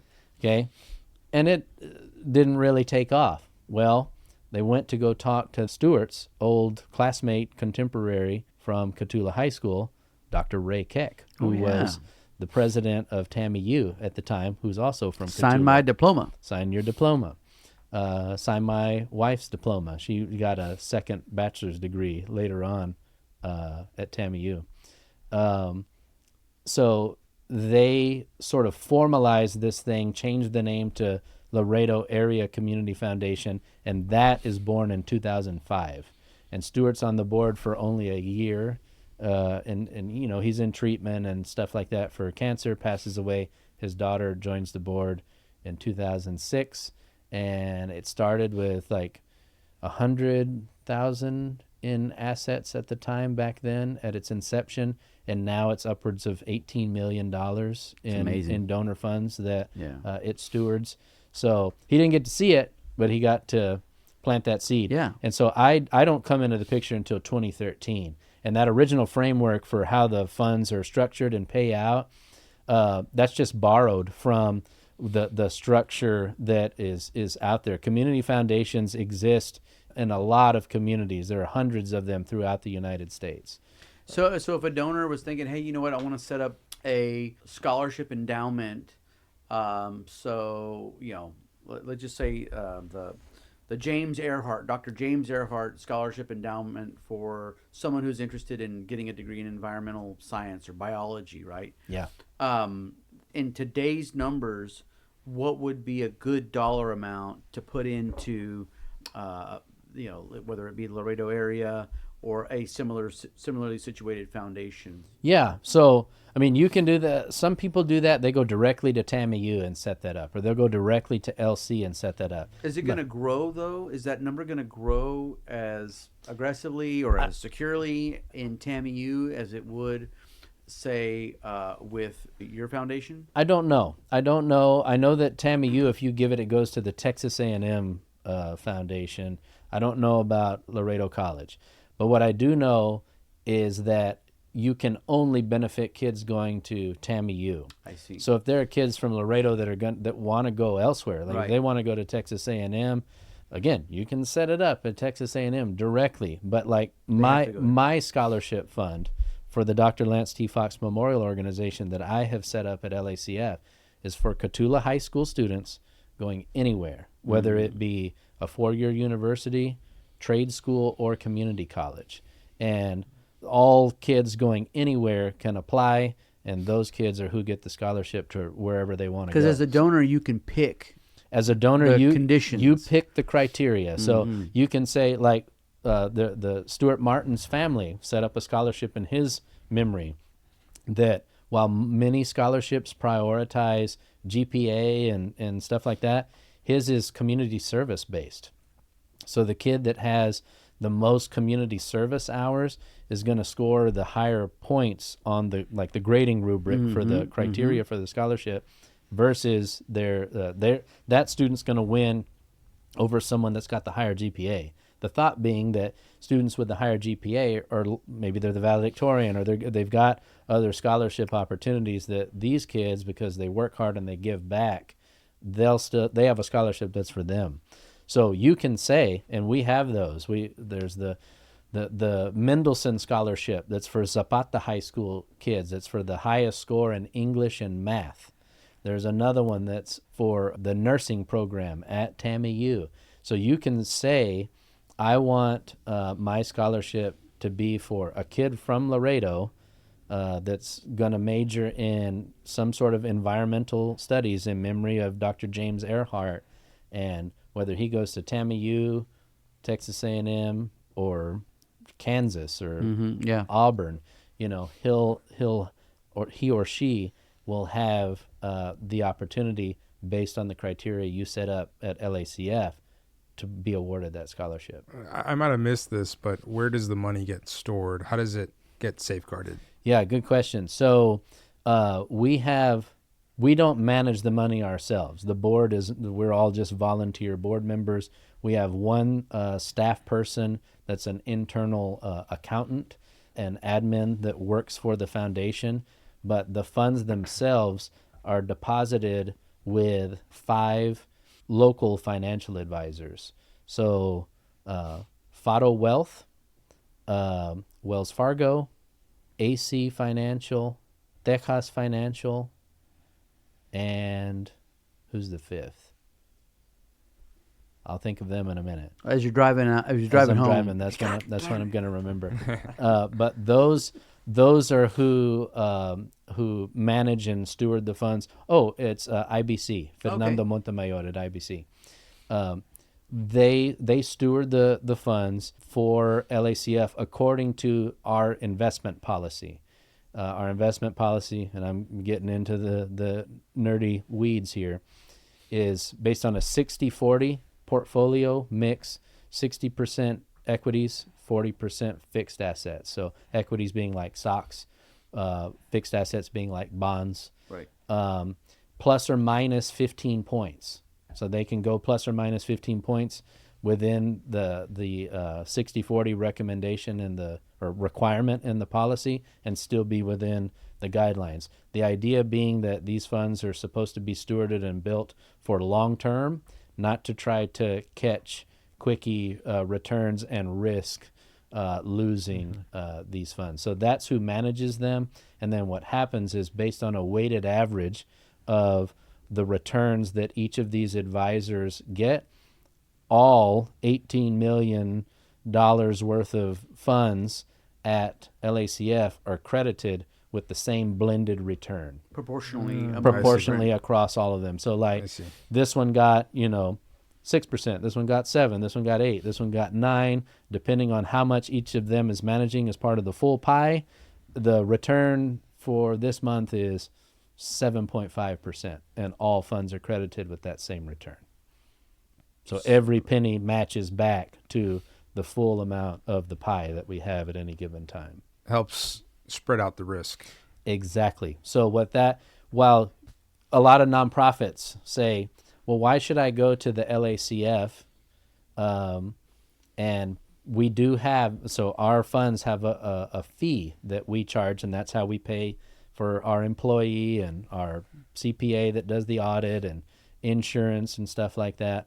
It has a fee. So they say, why wouldn't I just go to the financial advisor myself and set up a fund with my $100,000 and not have to pay the 1% fee at LACF? Well, the answer is you can do that. You can go directly with the financial advisor and do that.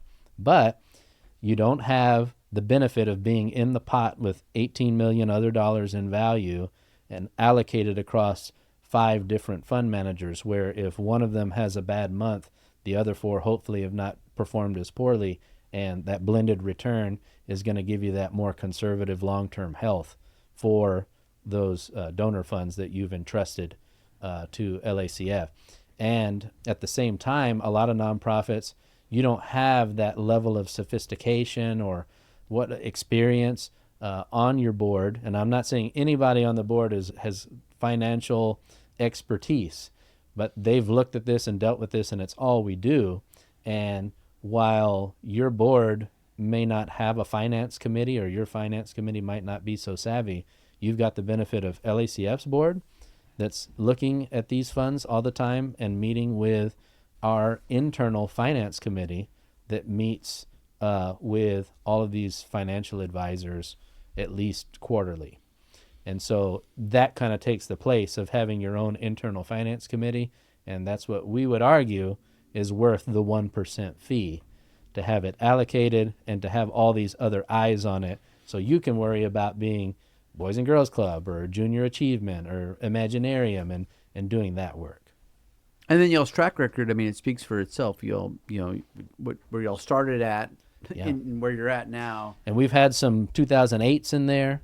We've had some 2022s in there. Yep. We've had some tough years. Right. And we didn't lose everybody's money. Yeah. So.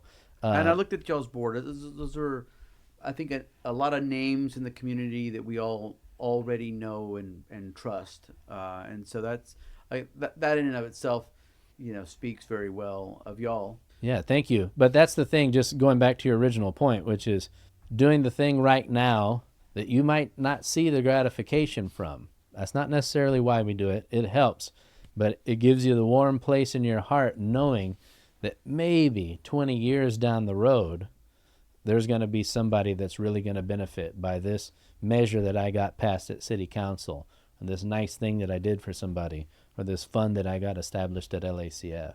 Yeah, on the topic of measurements, one of the, I guess, universal truths, and it's my truth, and and it may not be everybody else's, but it's kind of like my guiding star, is that the world that you fight for in this lifetime is the one that you'll inherit in the next. Oh. And so it's okay. It's okay that we didn't fix it all. That's not what matters. Mm-hmm. I mean, it's great if you do, but what really matters is that you're trying. Yeah. And that you're chipping away at whatever that is that calls you to put your best foot forward in, and to make the world a little bit better place, and for others, right? Because the way the karma cycle works, by doing so, you're already pushing yourself into a better position than where you originally started off from. So that's kind of my truth. But I guess if we want to kind of shift gears, my wife's like, "So, are you making dinner tonight or not?" And I'm like, depends on how many more shots. We're gonna wrap it up any minute now. So yeah, bro. Whatever. I'm here for 20 more seconds, 2 more hours, whatever you got. Yeah. Well, man, I really appreciate you being Johnny on the spot and joining us. I knew that we were gonna. I had nothing else going on. We were gonna get into this. Yeah. Yeah. I can't get you over to the house for a steak or to come hang out and visit. This was enough of it's almost kind of a work obligation. I'm going to be talking about this stuff where it's easier for me to do. Otherwise, if it's like a fun thing, you're like, you got to put kids to bed. Yeah. You got to cook and clean up. Yeah. Yeah. Which I love doing. Yeah. But it makes me tired. Well, I really love that about you, because I've invited Keith to the house like multiple times, and usually it's like I can't be there until much later. I've got to we got to get him bathed, we got to read stories, we got to put him to bed. Like, this isn't happening. Like, he didn't come up for a breath of air until much later, and so. Yeah. You definitely got a big gold star for the Uber dad. That makes that'll make one sleepy though. So I always say, like, I can be there around 9ish if y'all are still hanging out. Right. You go to bed at 9:45. Well, you're a young buck. You know what I mean? I'm not that young anymore. You're just rearing to go. You're just getting old. No. But yeah, so I get sleepy. So 50% of the time I'll pass out. Yeah. After all of that, but the other 50%. I'm down to hang at like 9:30 or 10 o'clock. Yeah, that's the window. That's right. Hit me between 9 and 11 and I'm all yours. Unless I have something to do early, then I'm out. So one of the things that we didn't get to cover at all was, and which is great because it's my least favorite question, even though I already know the answer. But you meet people. To me, one of the things I love about travel is meeting new people, right? And my least favorite question ever to be asked or to ask someone else, I pretty much don't ask it anymore, is what do you do? And I really like the fact that we haven't even talked about like what do you do, even though you are a very well-known, successful oil and gas, real estate, probate lawyer. You've definitely built up a great reputation for doing that. I understand you're doing a lot of civil legal work for LaSalle County. Cotulla's growing. It seems like every time I drive by, it's just like something new. Got to get off the highway though, to get past all the motels and fast food joints. Yeah. No, I agree, and I love that courthouse. I really like. So, by the way, a Laredoan helped restore that courthouse. Yeah, it's beautiful. There's some great public art there in Cotulla. There is, also done by a couple of Laredoans. Oh, really? Yeah, the mural. Yeah, I don't know the names. Forgive me, but I know that it was one or more artists from Laredo that participated in the beautiful mural that we have on Main Street now. Yeah, that's right across from the courthouse, on like the east side of the park that's there in front of the courthouse. And then I believe Armando Hinojosa did the bronze of Joseph Cotulla that's there, and we now have a bronze of Lyndon Johnson, LBJ.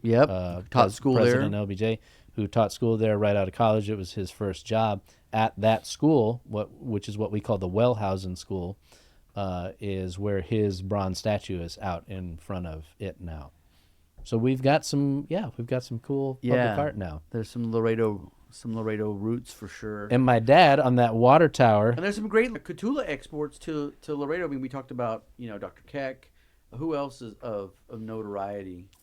Me. Besides Keith Franklin. Yeah. Dr. Keck. Who else is a famous Laredoan that's originally from Cotulla? The Keck family, anyway, like John Keck and then their parents, they're the ones that had, I want to say it was either Laredo National Bank or Union National Bank. I never remember which one. Yeah, so that was the Keck family that had that here. I don't know.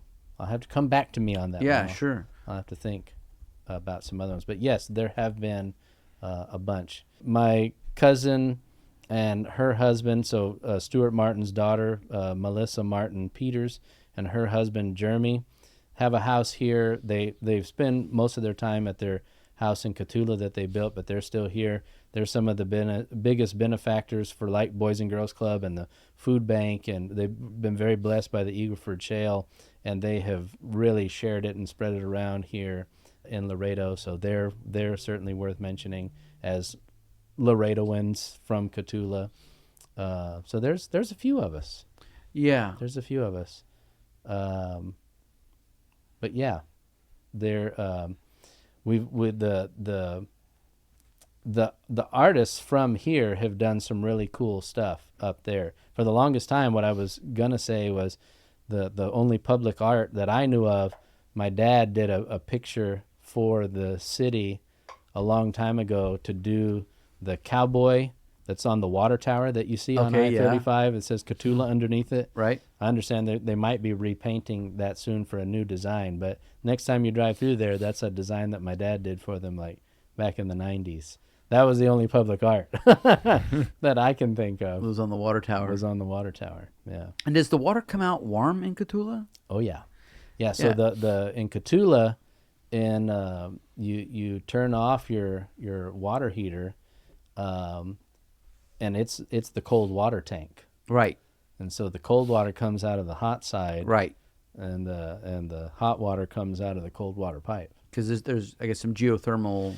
That's it. Reservoir I had understood for a long time, and I was recently corrected that it was like, oh well, the water pipes are close to the surface and they get heated up that way. No, it's from the aquifer. Yeah, that was baloney that I believed for a long time. The lies that we were told as kids. I don't even know if I was told that or if I just made it up. Yeah. No, I'd like to blame it on somebody Start spreading it else. around yourself. Yeah, but I've got no one to blame but myself. Yeah. Que más, Carlos? What else we cover? I think we covered pretty much everything. This is our longest podcast, so that's another first. I talked a little too much. I'm sorry. No. I mean, I think the conversation flowed. Yeah, we wanted it to be a little more. We wanted it to be flowy and conversational and a little more organic. And I kind of caught myself. It felt that way. You said dog shit one time. I didn't know if there was cussing allowed on this. Yeah, it would have been a whole different interview. Yeah, we made that really clear. He said dog shit like later in the interview. I said, man, I could have been dog shitting the whole time. Could have been dog shit this, dog shit that. Yeah, but you did it late in the interview, so I didn't know. We need to make that rule clearer next time. More clear, rather. No, cursing's okay. Cursing is okay, and so is butchered English and Spanish. All right. Yeah, let her rip. Yeah. Well, that's a wrap. I enjoyed it. Thank you all very much for having me. Yeah, man, good times. Yeah, I was happy to fill in for the Honorable Judge Saldana. Yeah. Yeah, you bet. Yeah, cool, man.